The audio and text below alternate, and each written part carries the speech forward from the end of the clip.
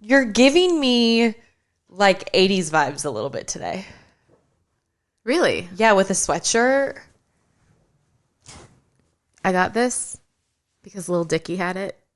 Lil Dicky? You don't know who Lil Dicky is? No, I don't know who fucking Lil Dicky is. Oh my God. Who's Lil Dicky? Oh, he's so good.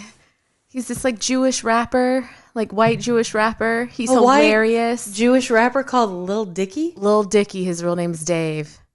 His name is Dave. I'm going to make you listen to him after this.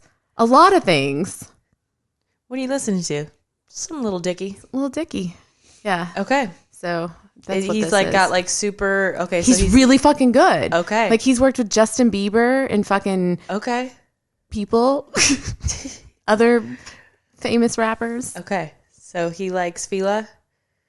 No, he just had this sweatshirt on one time. And I was like, I need that sweatshirt. It's given me nostalgia. I like it. It is. Yeah. It's like nostalgic. That's so what I it like is. literally searched for it, like image searched it, found it, bought it. You're so funny. Do you know what my motto in life is? Huh? Like, has Sarah ever told you? I don't think so. I don't know what it is, but I want it. That's me. Mine's fuck around and find out. That is yours. I've never heard one That more is me so and one you. more you. That is so you. That's so me. But I'm doing like less fucking around. Good. And less finding out. You're letting people find out on their own. Yeah. Instead of teaching them. Yeah. Yeah. Yeah. You're like, all right. Yeah. I didn't have to. Yeah. Wow. You don't have to find out from me. You're going to find it out some other way. Yeah. Keep fucking around though. Yeah. Literally. Keep doing that. Ain't fucking around with me anymore though. Literally. And mine is more like anything. Like, I don't know what that is, but I want it. Or I don't know what that means, but I want to know. And I'm going to find out what it means. That is so you. I know. Okay. Yeah. All right. Let's get into it. That's a clip. Clip. Okay. There it is. So, welcome. Hi. Shit, I just took your job. Take it. Welcome. Because you kind of created this. To an integration conversation with Leah and Christine. Ding. We need to add a little sound clip to that. Ding. I used to not be able to. So much cuter than mine. Is it? I used to not be able to. Okay, let's get started. For those who are just listening to the audio, we are just winking at the camera. We're trying to wink at the camera. Sexily. Sexily. I love that word. Trying to be all cute and shit. Yeah. Anyway, so integration conversations. What is an integration conversation with us? So, the episodes we listen to, or the episodes we... Backtrack. The episodes we record with people that we interview, we are then going to talk about it and maybe add a little bit more to it, but we're going to integrate. I can't talk today. Integrate whatever is discussed with so-and-so expert or storyteller. This is also a time to invite you guys to ask us questions. Ooh, yeah. So when we put an episode out, if there's more about that specific topic that you want to know more about, ask us questions and we'll answer them in the integration conversation. Yeah, I love that. So what are we integrating today? So let's talk about Kallie first. Kallie Somatics. So yes, that episode just released. I also love that she changed her Instagram name, her entire branding from like Kallie Klug Yoga to Kallie Somatics. Did you notice that? Ah, no. Because this is like where she's headed and she's there now, but like she went from yoga to somatic healing because everybody's on a fucking journey. Yeah. You are not tied to one thing. No. I love that for her.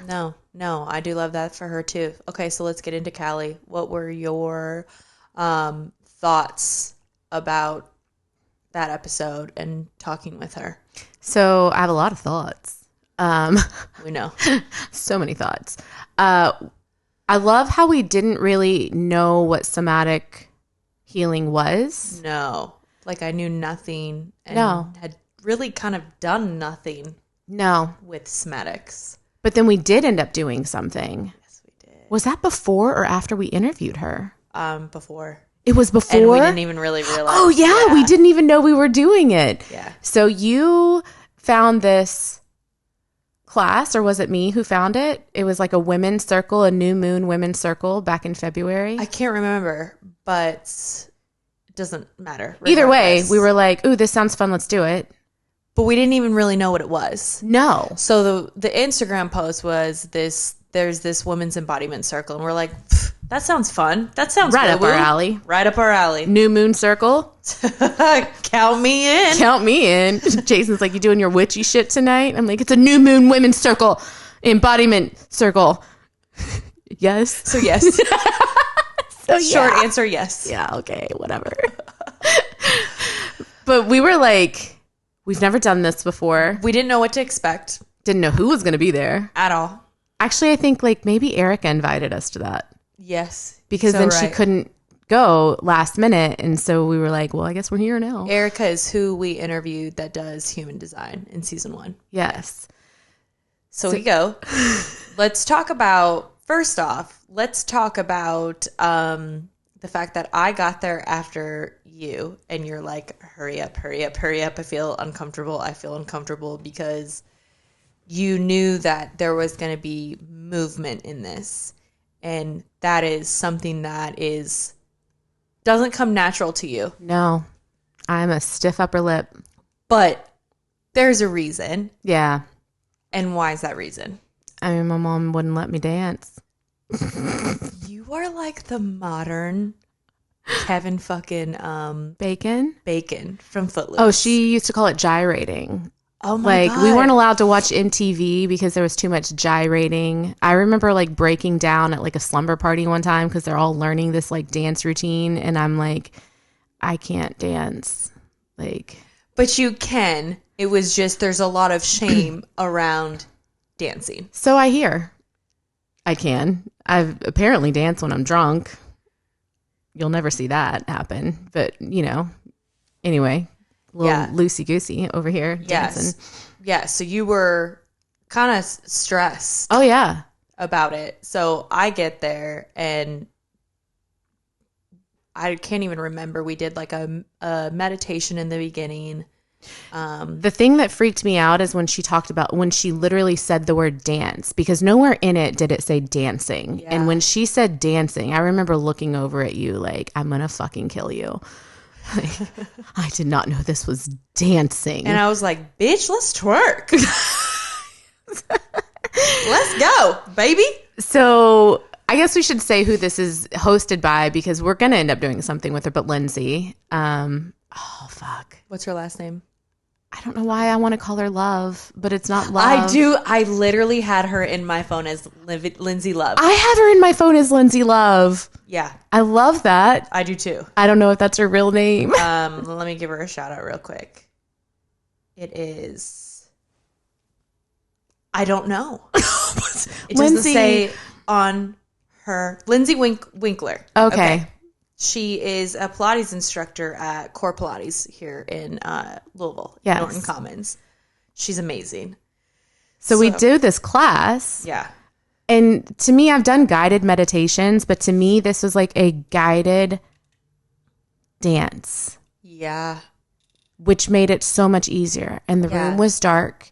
And It Yep. was all women, Yep. candles in the middle of the room, Yeah. I felt very comfortable. very safe. Yes. I know you didn't necessarily feel comfortable because you knew that there was going to be dancing, but the atmosphere was very safe. And I felt comfortable. safe. I didn't feel comfortable, but I felt safe. But that was more discomfort in your own body, Yeah. not what's going on around. Literally. But I loved it because she kind of gave these instructions like, you know, we know that people aren't comfortable here. Some people aren't comfortable here. So like, we don't want you like looking around and seeing what other people are doing. Like A lot of stuff I did with my eyes closed. I think that was kind of like, keep your eyes closed, lightly closed. Like, you know, we don't want anybody falling over, but like our eyes were like mostly closed the whole time. Yeah. And I think the great thing about that atmosphere is like, no one's there to judge you. Yeah. Everyone is focusing on their own self and their own inner work. Yeah. And they don't want to be judged. Yeah. So it's all coming from a place of love. Literally going to say that, babe, and safety. Lindsay Love and her love class. So Leah and I have been making fun of each other's laughs for the last few days, and I can't get over it because when Leah laughs, she does this. She goes,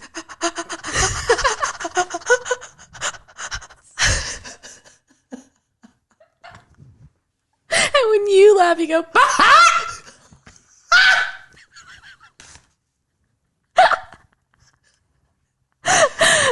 We're not Facts. high. We're not even high. we are not. We are sober.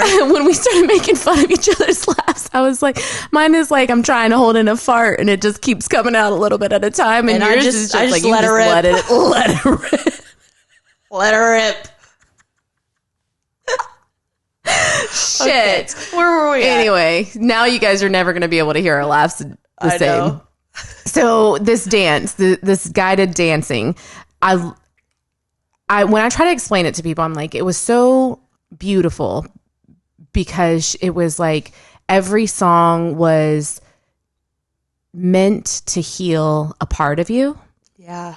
And the one where I felt the most uncomfortable was the one where we had to like connect with our like inner sexual goddess. And it was like a super sexy song.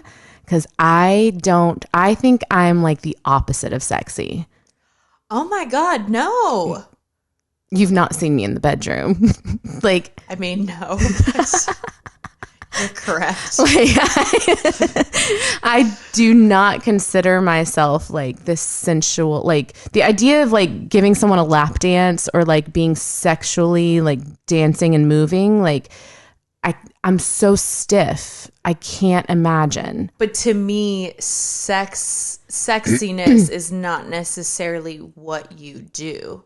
To me, it's this like inner belief. How like you feel. And inner confidence. Because to me, like, you can still be sexy and not necessarily get, like, I'm not like giving Tony lap dances. I just feel like if I started, you know what I mean? I'm not like dancing in the bedroom,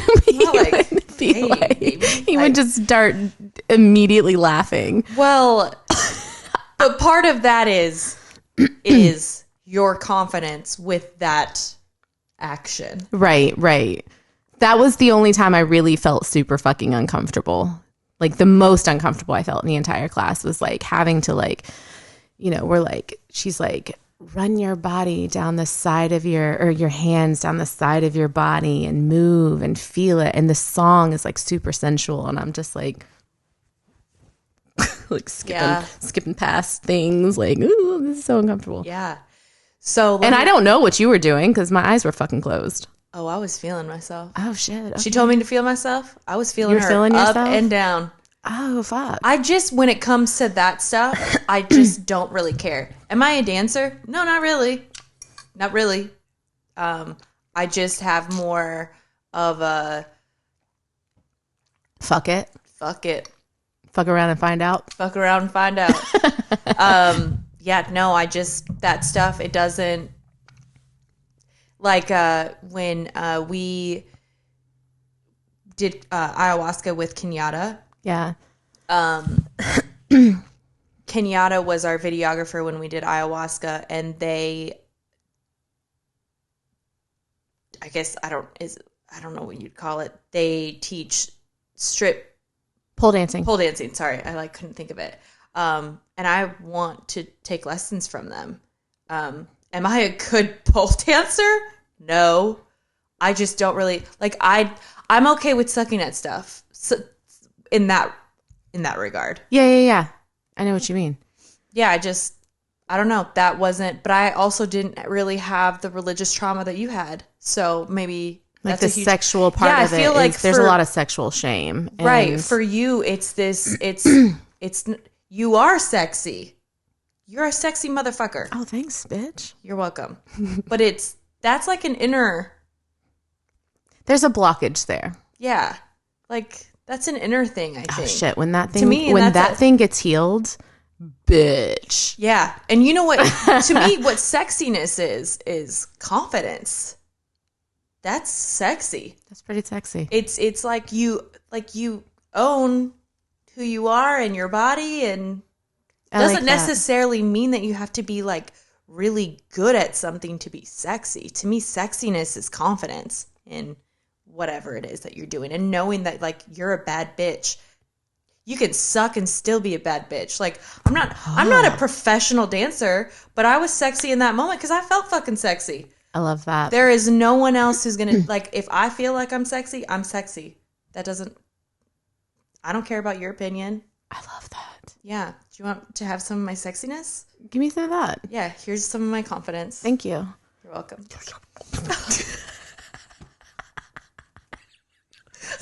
She just, for those listening to the Gobbled audio, that down. she just gobbled that my sexiness down. She swallowed that. I swear to God, we are sober. We're sober. On my life. Yes. Okay. So after that, I can't even remember like the order of the songs, but this was like an entire hour of music. Gyrating. There was one that was like, anger. Now have fun. There was anger, like get your anger out. And we're like fist pumping and jumping up and down. And then there was one that kind of felt like I was like a teenager, like at a rave or like at a fucking music festival. And we're like, everybody's jumping and spinning and like dancing. Yeah. Those were fucking cool. That was. I've seen all of these videos on TikTok about like if you're feeling anxious or feeling like you're having a panic attack or struggling with your mental health, a good thing to do is to literally stand up and physically shake your body out. I believe that. And not necessarily dance in a way where it's like, this is a dance move. I'm trying to be sexy for somebody else. Like, what's like an appropriate choreography or whatever. It's like, no, like you're by yourself. You just move with the flow, like, and you shake things out and you dance around, and how healing that is. But that's what somatic healing is. Right. It's like releasing energy that's stuck in your body, because energy is emotion. Like it's literally energy in motion. And if you are having all of these feelings that you're suppressing, they're in there somewhere. So when you're like shaking them out, like think about like people who are about to like, I don't know, race in the Olympics, and before they're on the finish line, they're like up and jumping around. Yeah, I think about like swimmers and track athletes, and they're getting ready, and they're like, they're just shaking everything their out, arms out, and like jumping up and down, shaking their legs out. To me, I'm like, they're probably like releasing a lot of like nerves and anxiety and stress. Like that's not like, you know, maybe part of it is to like help limber their bodies. But I think about people about to go on stage to perform. They're doing the same thing. Like they're just like jumping up and down, you know, shaking things out of them. And I think it's incredibly healing. But we're so stiff most of the time. So I agree with that. Like do that to release some anxiety and panic attacks and whatever you're feeling. Can I tell you something so random? Yeah. That I've never told anybody else besides Tony? Because you know how we've been sharing like our weird quirks with each other? Uh-huh. Again, I'm not a dancer. But when I work out, I hate people being around me. Okay. For a reason. And that reason is when I work out, in between my sets of lifting, I learn dances. Like choreography to dances. And I practice them, and it gets worse. I love the Korean pop band BTS. So I know every single move from BTS's Dynamite. And it's something that nobody knows that I do, but that maybe that's why I feel comfortable dancing, because That's what I do. The fuck up. This is the weirdest, coolest thing I've ever heard about you. This is better than granny panties. I know BTS is Dynamite. I know Instinct's Bye Bye Bye. I'm sharing this. I'm like, I love this. One time I learned cringy as fuck. I love that. But to me, it's like an inner child. Like I fucking always love that. Wanted to dance, and I never really got to. So I dance anyways. I love that. Yeah. Elle would love you. She's super into K-pop.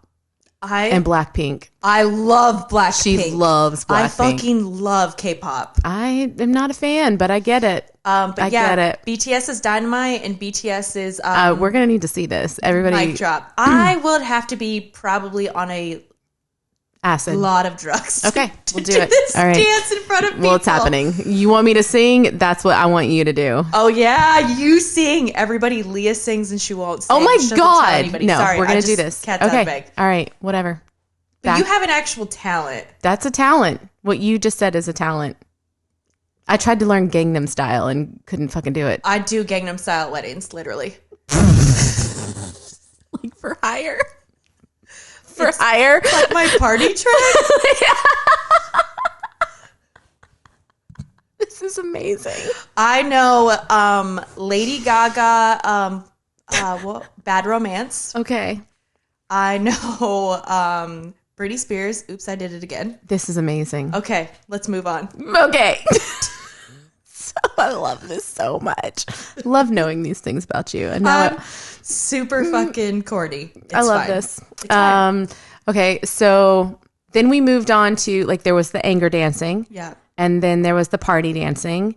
And then at the very end, there was the, like, this is, imagine yourself dancing with your 5-year-old self. Do you remember that one? About that. Oh my Now God. I remember though. It was beautiful. And when I tell you guys, I cried through every song the entire hour. That's not a shock. I'm not laughing at you. I'm laughing a little bit. I love that about you. I was like, surely I'm not the only one crying. And I look over afterwards and like the girl next to me who we kind of know. Yeah. I was like, I did not expect to cry this much. And she's like, oh, I cry every time like that. And I was like, oh, okay. But that's what that was doing for me. It was like releasing all of these feelings as if I don't have enough. Just, they were coming the fuck out. Just pouring out of my body through movement.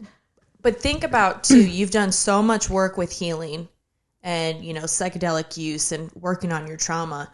That is a part of your trauma that you're still working through. Yeah. Like the movement and the shame with movement and the shame with sex and sexiness and being confident in it being okay. Yeah. Like there's like this shame there that you still have, but all of these things you're working on. Just makes because it makes me even think So did you cry during it? No. It just felt really good. I felt very empowered. I was going to say like empowered. Felt super empowered. Okay. Super empowered. 10 out of 10 do it again. Oh God. And well, we're going to do an event. So we are absolutely going to do an event with Lindsay Love. Lindsay Love. That's going to be her name forever. Lindsay Love. Lindsay Love. I know. We're going to have to tell her we call her that. So you're going to have to change your name. Yeah, literally. Immediately. We are making this happen. I love it. But I want to talk about this because I don't think we realize how much movement impacts our healing. I was having a conversation with Jason a few weeks ago about feelings and how he doesn't like to express them and he likes to hold them in. Yeah. His whole like idea is like, it's not productive to feel them. What am I going to do? Sit around and cry all day? To and me, I was like, I think no, it's like that's the most productive. It's so thing productive to feel. Because what happens in this situation, if he is like, nope, we're not going to touch that. It goes up in a box. Something triggers him and it opens that box. And then it's like a blow up. Well, and what's the quote? When you don't heal, you accidentally bleed on the people who didn't cut you. Ooh. So, like, if you suppress things, put them in a box, you think you're putting it away. Yeah. But that may come out as you screaming at your kids for something that's very small. Yeah. Or, you know, you projecting it onto someone else or something else or whatever. Right. It's still going to come out. It's still there. But it's probably going to come out in a pretty unhealthy way if you suppress it. Right. So we were talking about like ways to feel because I'm such a feeling person. So I'm like trying to help him understand like this is what you could be doing. And I go down the list and it's like ways to release emotions. And one of them was like the one thing on this list that he did was work out. Wow. Out of like 10 things. And I'm like, I do all of these things. Like there's like breath work, meditation, fucking, oh God, I can't even remember half of these things. Like just tapping. There's so like so many different ways to like release and feel emotions. And when I got to the working out one, he was like, I do that every day. And I was like, hold on. Are you in the gym crying with your bros? Because that's very different. And I do want to go into that and the difference between being intentional about your movements, because the amount of times that I have come down to the basement when I've been upset or angry and I have I do a rage ride. Ooh.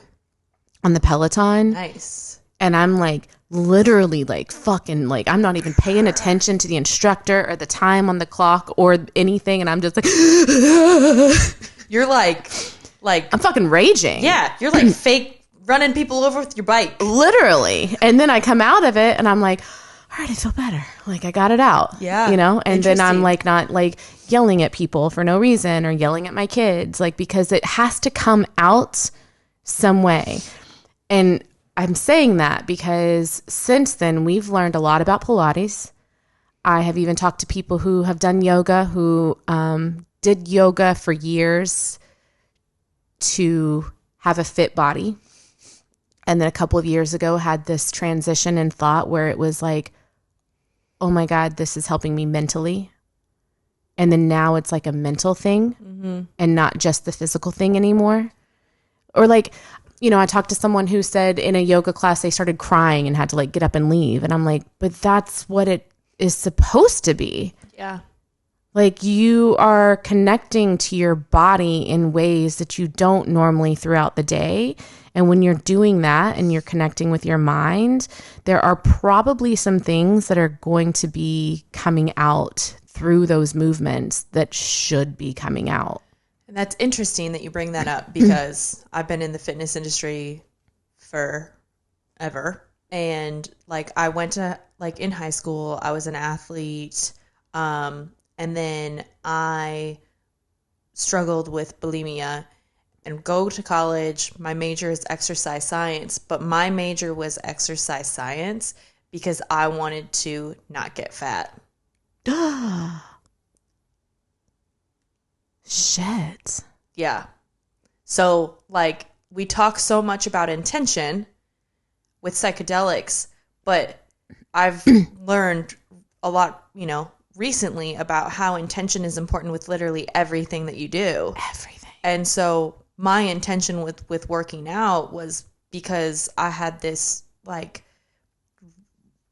rigidity in my thoughts and very hard on myself with like working out. And so a lot of things was like push harder. You did this the day before, so exercise to like burn that off, or like you feel so guilty for what you did because then, you know, if you had an eating disorder, that stuff those thoughts stay with you for a very long time, even if you're not like active in it. Or yeah, like that's constant work. And so it was all a lot of like, I'm working out because I hate myself and I hate my body and trying to like push it. And now working with Michaela, the functional practitioner that we interviewed, Leah and I are doing a 6-month program with her. And for the first time in my life, I'm doing things with an intention. Yeah. So I'm not walking to burn a lot of calories and reach this goal. I'm walking to get outside and get sunlight and get vitamin D on my face and have movement and have a moment with myself, whether I'm listening to a podcast or listening to music that I'm feeling in the moment or not listening to anything at all, and like being alone with my thoughts. And doing Pilates, I've completely stopped lifting, and I'm going to stop for a little while to see how my body responds to it and how I feel with it.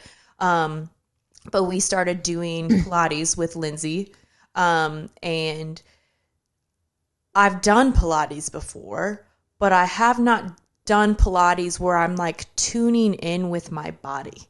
Yeah. I've done Pilates because I want a good workout. Yeah.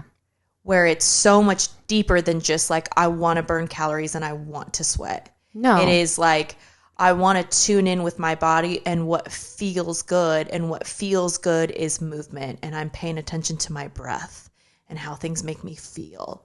Instead of like, bitch, just go to the gym, burn a lot of calories, kill yourself.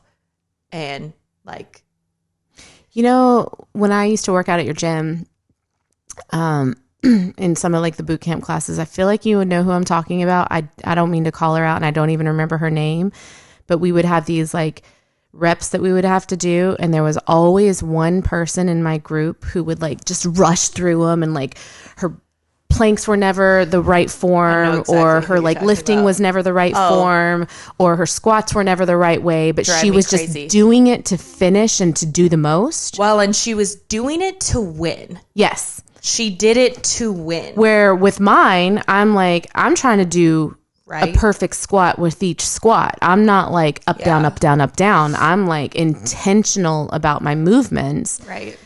I think that is so much better for your mind. Oh my God. And your body when you're connecting the dots. So like when we do these movements and when we work with Lindsay in Pilates, the way that she has us like moving, where it's like there's a butterfly under the arch of your back and don't let it out, but also don't squish it. You know, it reminds me to keep my abs where they are, to keep my spine in line, because it's so easy to forget why we do those things. Well, and a lot of times I would work out so hard to get it over with. Yeah. Where now I'm like, I love this so much, and I love like how my body's moving, and I love being so like in tune with my body. I'm much more present in the moment instead of just being like, all right, what's next? Okay, I've got like 10 more seconds. Okay, this. All right, just push through. Like, yes, you have those thoughts when things are challenging, but like, yeah, it's much more enjoyable to have that mindset. Yeah. Like, it's much more enjoyable in the moment to have that mindset. Because everything feels intentional. Yeah, and I'm working out and I'm moving because I love my body instead of I'm moving because I'm just trying to like burn a bunch of calories because and punishing yourself. And punishing myself. And it's coming from a place of shame instead of like a place of like, I love my body. Yeah. So would that be considered somatic work? Oh, I would say so. Maybe. Yeah, let me look. So I guess it's different. So we've talked about this too, because there's like, yes, I used to have this idea of Pilates. I'm like, it's like for, you know, rich people who, you know, can afford it because it's not cheap. Which it kind of is, and I wish that would change. I do wish it would change. It's not cheap. I need more brown people in those classes. Yes. But also, like, it's like the women that would take the classes that I went to before were never in there to connect with their bodies and their minds. They were in there to have a six-pack and don't get me wrong, like, that's fine. Like, but like my intention going into a workout has shifted dramatically in the past few years. Same. And it's like what you were saying, like try harder, do harder. I was talking with someone the other day, sent them a book called Try Softer. I love that. Have you heard this book? No. It just talks about, I remember thinking it because one of my clients was telling me about this program where it's like kind of like the Whole30, but it's like a Whole75 and you have to work out twice a day. One has to be outside. 75 hard. 75 hard. Which I think is a bunch of shit. It's abuse. I'm going to be honest. She's telling me about it. And I was like, what if you mess up? Then you start over. And I'm like, that just seems hard. I mean, it is hard. It is hard. It's so hard. But you're beating yourself up for not getting things perfect. And that's just perpetuating this whole hustle culture. You're not good enough. You can't even do this right. And then the Try Softer, this book, is about the opposite of that. And it's also kind of in the 4 agreements. Like the last agreement is like, do your best. That's it. Well, so if you miss a day, you don't start all the way over and start from scratch. You forgive yourself for like you don't beat yourself up over it. You're like, I'm fucking human. Here's the other thing too, is that, shit, I just lost my train of thought. Fuck. About the 75 hard? Beating yourself up? Oh, yeah, I know what I'm going to say now. Rest. Yes. Rest is like super important. Oh my God. And so, especially with like women, moms, I think women and especially mothers tend to be very, very hard on themselves. And I think about, I don't care if you're a stay-at-home mom or you're a working mom, working out twice a day, taking care of your kids, making sure the house is kept. If you have a job, having those responsibilities on top of that, that's a lot. That's a lot. That's so much. And rest can be just as beneficial as movement. I'm learning so much about sleep right now. Yeah. Because I got this Aura ring and it's been tracking my sleep. And not only in the app is it like tracking everything, but it also goes into detail as to like why these things are important. So I've been dreaming a lot in the past couple of weeks, and it's because I completely cut out caffeine and my body is going into like a lot more REM sleep states. I didn't know this before, but like when you're in a deep sleep, which is not REM, deep sleep is like you can't move. That's where a lot of sleepwalking happens because you're just not all there. Yeah. And REM is like right in between deep sleep and light sleep. What would sleep talking be? I don't know. Deep sleep? I don't know. I talk a lot. I don't know where that one is. That might be in deep sleep. But deep sleep is what restores your body, and REM sleep is what restores your mind. And so all of these things are crucial to your body's ability to your body's ability to produce cortisol, and to function properly, and to face stress like you're able to manage your emotions better when you've had the right amount of REM and deep sleep. I didn't know any of this shit. Like I've been running on fumes like my entire life. Same. Literally. Like, and it also, oh, you're going to love this. There was like a whole article in my little app that was talking about how like naps in adults, like we don't nap enough. And a midday nap is so good for like your ability to learn and function throughout the day. And in a lot of countries, they actually like have like napping hours. In like Sweden, they'll like shut down their businesses after lunch for several hours so they can eat and then take a nap. Literally, businesses shut down. I just want to say we live in the wrong place. Well, island time is a very, and like just kind of that mindset is a very real thing. And so I have always loved to sleep. I have always loved to nap. I think they're very underrated. And they are. I've always gotten shamed for it. They're looked at as really fucking lazy. Yeah. And this whole like wake up at 5 a.m. and get your day going. And it's like, no, you should be prioritizing 8 hours of sleep, because without that, your body and your mind are not functioning at optimal capacities. Is that a thing? Yes. Optimal capacity? Yeah. Here's the other thing. So Leah has not had this talk yet, but we're working with Michaela. We had to take a Dutch test, a GI map. You did thyroid test. I did not. And my cortisol, so I just talked with her about all of my labs came in, and we talked yesterday about all of the results, and there's so much wrong with me. Which makes sense to like why I had my UTIs and rashes, and it's all where, again, doctors are like, you're fine, you have a UTI, but you're healthy. But my cortisol is incredibly high in the morning. So she was like, I don't want you to work out in the morning. She's like, if you're going to work out in the morning, I want you to do late morning. Like let your cortisol come down a little bit, but your cortisol is super high in the morning. So I don't want you to work out in the morning, which I'm like, amazing. I fucking hate working out in the morning. It's great.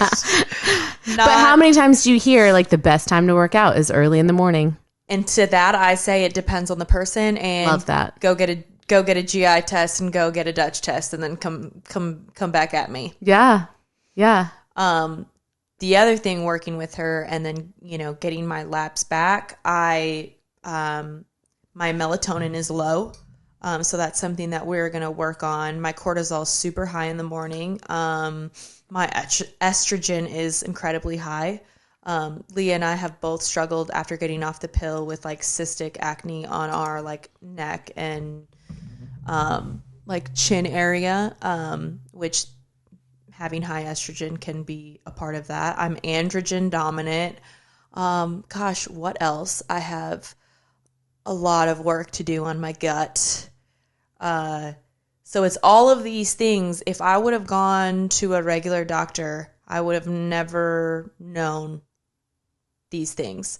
Yeah. But I felt like things weren't normal. I felt like, stuff was wrong, but I didn't even know where to start. So like taking a Dutch test and taking a GI test, it's so detailed, and there's so much that I have to work on with my gut and my hormones and all that crazy stuff. I should also add, we're doing this through Michaela, who is a functional practitioner.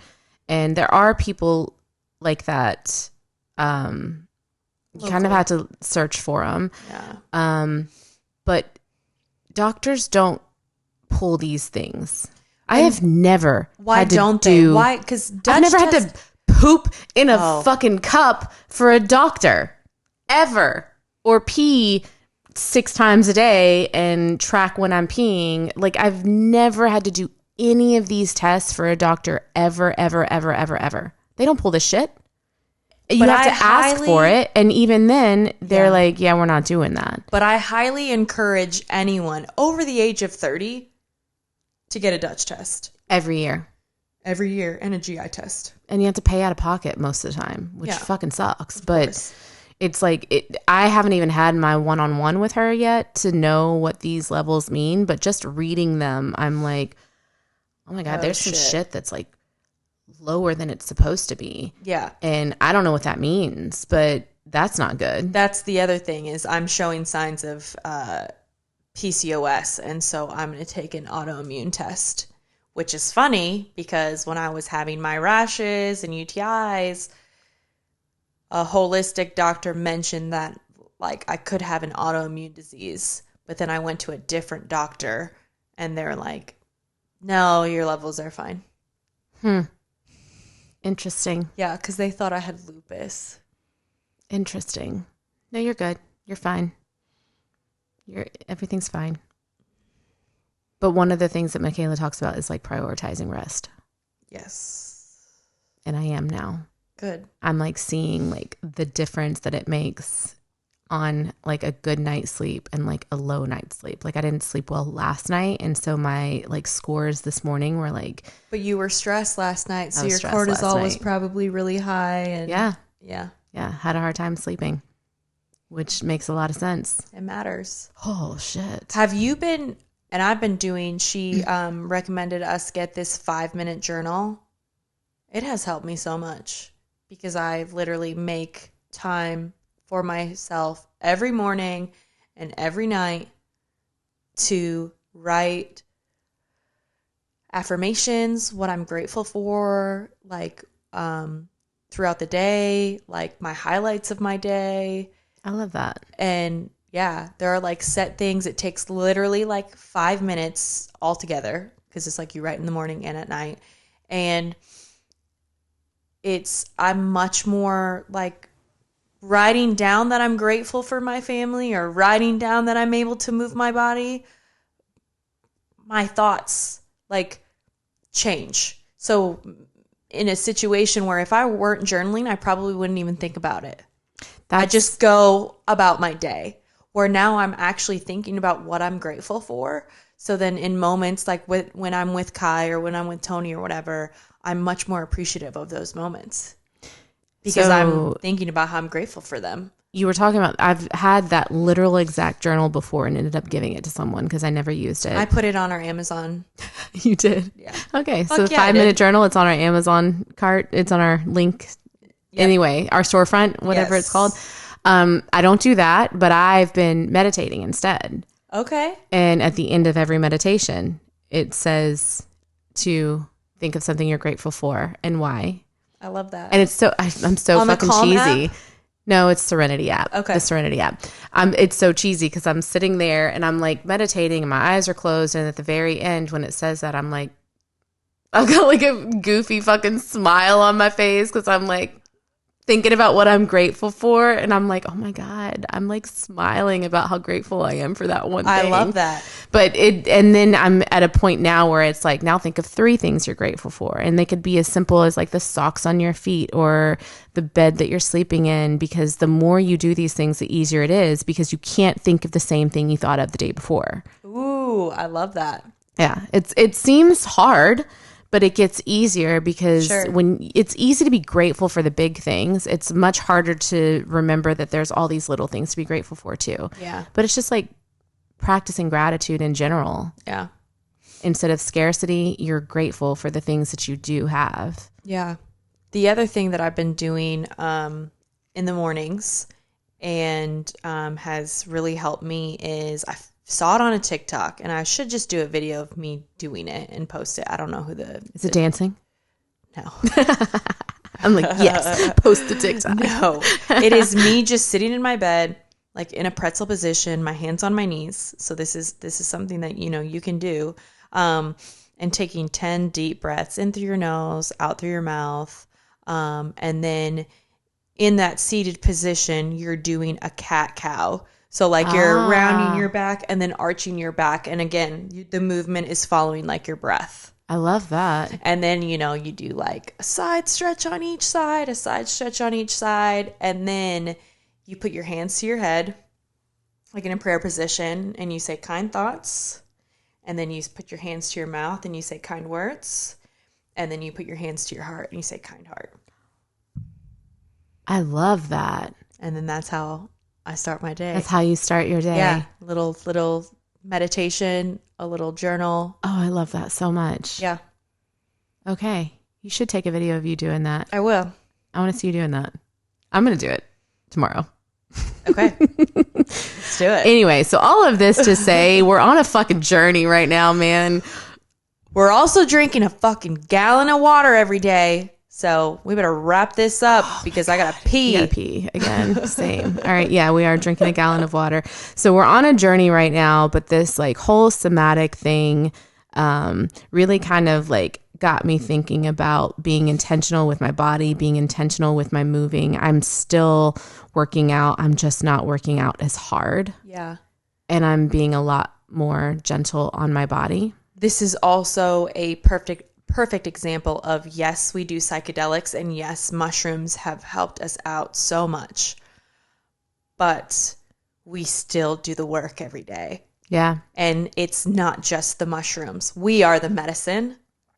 So that means moving your body. That means, taking control of your thoughts. Yeah. That means taking control of what you ingest. That means taking control of what you put on your skin, and being intentional about everything you do. Everything. Don't just go through the moments. That's another one of the 4th agreements. What? Be impeccable with your words, which to me is just like being intentional with the words that you speak. Yeah. So it's still work. This is not an easy fix. We're still figuring it out. Like I said, working with Michaela, we realize that we have a lot of room for improvement, and it's a never-ending journey, but again, being intentional to enjoy this journey, enjoy that I'm learning and evolving every single day. You know what I think is the biggest takeaway for me in this, because I think for so long you and I were working on getting our mental health. Yeah. Right? And we did. We are, and we're continuing to do that. Yeah. I think the past several interviews we've done, it's been kind of reaffirming that like it's all connected to our physical body as well. And so we also need to be taking care of our physical health, and these emotions manifest physically. Mm-hmm. So for so long we were focused on the mental, and now we're like, all right, bitch, let's step it up. Step it up. Part 2. And that's what I love that's what I love about Michaela, because I've been this person and I've worked with these people, especially coming from like competing in bodybuilding shows and all that stupid shit. No offense, but sorry. No offense. Not for me, okay? But she helps us with our nutrition, but she, again, is encouraging us to journal. She's encouraging us with the right, like, supplements. She's encouraging us to take stress off of our plate. Like, yes, we're eating well, but we're incorporating lifestyle changes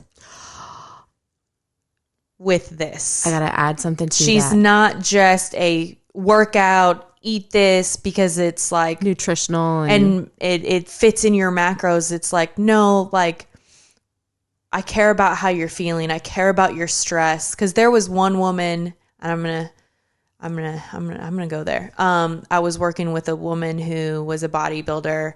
She was terrible.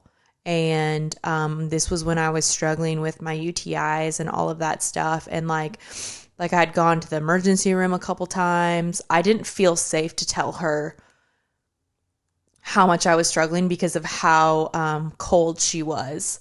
And when I finished, and I spent a lot of money to work with her, and I emailed her and I told her that I was disappointed with kind of like that I didn't feel safe to talk to her, or that I was under a certain stress or whatever.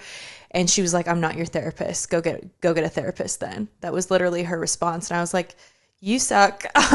But like, Michaela cares.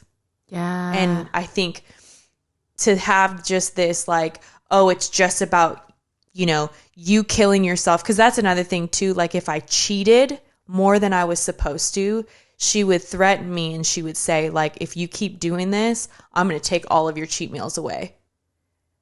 Like a punishment. Punished. I'm like, I'm fucking 34 years old and you're like talking to me like I'm a child, and I wouldn't even talk to my own child that way. Jesus Christ. Yeah. But it's so much deeper than just eat these macros and walk 10,000 steps and work out for an hour and lift this. It's so much deeper than that. So somebody like Michaela is worth the money because she actually cares about your stress, your emotional well-being, like the fact that you're resting enough and you're taking time for yourself. One of the things that I learned from Michaela, and I pulled it out the other day, is about your nervous system, your central nervous system, and your parasympathetic nervous system and your sympathetic nervous system. Do you know about this? Yep. Did you read about this? Yep. Okay, because I called Jason out the other day because he plays this, I'm not a video game person, Elden Ring. I don't know what the fuck you're talking about. He plays it with my boys, and he gets so angry that I'm like, he's going to throw the controller across the room because he like loses or something. He gets killed. Gosh. And he's screaming, and the kids are like laughing at him, but he's like serious. And then he was showing me this YouTube clip of, it's like a clips channel of people losing their fucking minds playing this game, like throwing shit, screaming at the screen, like breaking things. And I'm like, it's a fucking video game. So anyway, he's doing this, and I look over at him and I'm like, this isn't really helping your nervous system. Why are you doing this? And he's like, what the fuck are you talking about? Because I learned through Michaela that the way that your central nervous system works, your sympathetic nervous system is what puts you in fight or flight and what spikes your cortisol up and what puts you in a state of distress. She was literally just telling me this yesterday Oh my with God. my high cortisol in the morning. She said you need to do more Parasympathetic are things that calm you down, like breathing or meditating or stretching or yoga, like things like that like calm your nervous system down, that are so healthy for you. So for me, I'm like, why would I choose to do something that is going to, like, I'm like, you're choosing to play this game and it is making you so angry. I get that it's fun. I get that part of it. Like, it's fun when you win, but when you're not winning, you're so angry. And you're putting yourself in this state of stress that you don't need to be in. I just had this epiphany. What? So Mia and Tony always laugh at me. I can't do scary movies. I can't do scary movies. I can't at all. But I even I love Game of Thrones. I like thriller movies. I even I'm watching 1923 right now. And they were literally just laughing at me because 1923, it's a prequel from Yellowstone. It's set in 1923. And it's when they had those Catholic schools for Native American women. And they completely abused them and took their culture away from them. It's very hard to watch. But when I watch it, I'm somebody who I can't just watch something and watch someone get murdered or watch somebody get abused. Again, you and I, our entire lives lived in fight or flight mode, and we are just now learning how to get out of that, which obviously had a very damaging impact on our body. Yeah. And so when I watch stuff like that, they laugh at me, and I get it's funny. But it puts me in that fight or flight mode. Although I'm safe, it's a TV show. Watching someone get treated that way and also knowing that that is true and knowing that those things happened takes a toll on me. Yeah. And so I maybe even have to be more cognizant of the things that I watch now is kind of the epiphany I'm realizing with you talking about Jason and the video games, because they stress me out. So even with Game of Thrones, when watching the Red Wedding, I sobbed and I had to take a week off because I didn't know if I could continue to watch it because it had such a it tore me up. Or my older brother, he did multiple tours in Afghanistan, Iraq. He was in the army for 20 years and he's seen a lot of things. And I watched this movie with Mark Wahlberg called Lone Survivor. And it's literally that. He has a group of military men and he is the lone survivor. So you watch all of these vets die in all of these different ways. And we were watching it with a group of friends and I was sobbing and I couldn't finish it because it made me think of my brother and think of the things that, vets have gone through, and with 9/11 and all that stuff. I am just that way. Yeah. That's just how I am. And I couldn't finish it. So I think I do have to be a lot more cognizant of what I'm watching, violence and watching people get murdered. And, I think it's very informative, with 1923, because that stuff factually happened and it is a part of our history and we do need to learn about that. But I struggle with things like that. No, I get that. I don't watch those things before bed. I always have to have a palate cleanser. Well, I do. So I think I need to work on that. Yeah. I'll watch it. That's fine. I'll watch this with you guys, but I need to watch New Girl or The Office afterwards so I can sleep at night. Yeah. Because watching anything that's violent or scary at all, same thing. Like, I'm like, you don't realize what that's doing to your body. And it may affect other people different. Like, it doesn't bother Jason. Sure. Well, what's scary to Jason, we have big feelings. Okay. Yes, We know this. Is not scary. Is terrifying for me if it's not scary for him. Right. It's like, it's not that big of a deal. And I'm like having nightmares, like cowering in a corner. Oh, yeah. 100%. So yeah, same. But I think about that. Like, I'm like, I don't want to put myself in a situation that I know is going to be stressful. Like, okay, another example, being around people I know who stress me out. Ooh, chaotic and people energy. being like, oh my God, it's just a birthday party, just go anyway. And I'm like, I don't want to choose to put myself in a situation where my heart's racing and I'm uncomfortable just to look like I'm like showing up in a place that I don't really care to be showing up to. You know, think about the amount of stress that's putting on your body in the long term and how much sleep that's taking away from you. Because when those levels are spiked, like, you're probably not getting the amount of sleep that you need that night. Yeah. And I think it's hard for us to be around people that are not in this space. And by space, I mean of like wanting to grow, being curious, wanting to evolve, or just someone who's not regulated, themselves. who's not self-regulated. Yeah. If they're very highly unregulated, high stress, high energy, it's difficult to be around them because then it puts me in this state of fight or flight too. Yeah. I know we went on a tangent. It's all right. That's what we do. That's what we do. That's what this integration conversations are about, right? It's kind of what happens. We just kind of shoot the shit and wherever it goes. Okay, so here's a question for our listeners. Is this a shoot the shit or is this an integration conversation? Ooh. Because I feel like I don't know. Both? I guess it's kind of both. I don't know. I guess we'll leave it to the people. Okay, leave it to the people. Yeah. What do we call these? Integration conversation is like a pretty like tied with a bow. I like it. But then shoot the shit, it's like, this is who we are. Yeah, this is who we are. I don't fucking know what to call it, but that's what they're going to turn into because we started talking about somatic healing and then it ended up talking about fucking Game of Thrones and shit. But it's all relevant in BTS. It's all relevant to healing.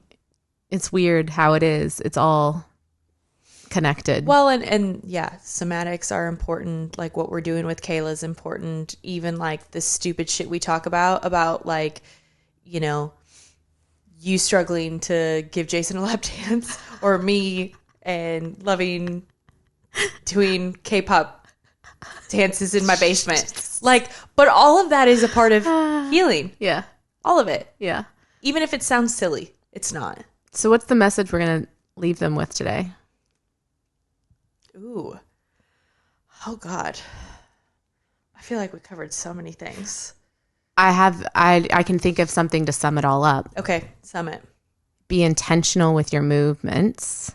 Okay. And also try to understand what and why they are good for you. Like what is good about them and why it's good for you. Does that make sense? Yeah. I love that. Because to me, like, there's a deeper meaning for everything. Like, are you working out to lose weight and look good, or are you working out to feel good in your body? Well, and like for you going back to the dance thing, it's not just surface level. Like, oh, I just don't like to dance. I feel uncomfortable. No, there's a lot there. No, why though? Yeah, why? There's a lot to unpack there. There is, and you're unpacking it. I'm trying. So that's good. I mean, gosh, 6 months from now, you're going to be like on video fucking twerking. I'm a dancing queen. Yeah. Do you want me to show you some moves? Teach me some of your choreography. Holy shit. I feel like that's what we're going to have to do. That's what they want. That's what the listeners are going to want. I'm not ready for that yet. I'm not there yet. No, neither am I, but that's a goal. But teach me some Blackpink. BTS Dynamite. Oh my gosh, I do. Yeah. Okay. All right. Closing thoughts. Okay. Anything from you? No, I'm like crying laughing. All right. We'll catch you on the flip side Next time we do this, I kind of want to do one about our episode with Jason. Yeah, let's do it. So, but we really want you guys to like ask us some questions.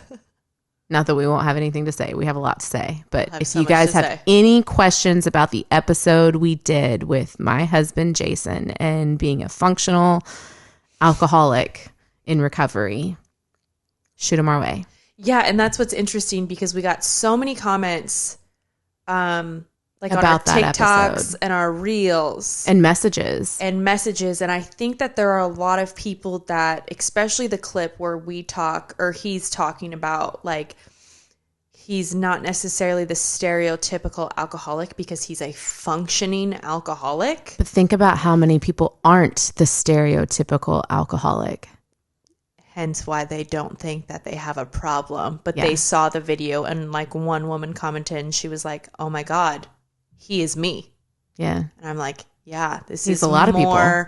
This is more of a problem than what is discussed. Yeah. But we're going to discuss it. Oh yeah, we'll save that. Okay. Good episode. High five.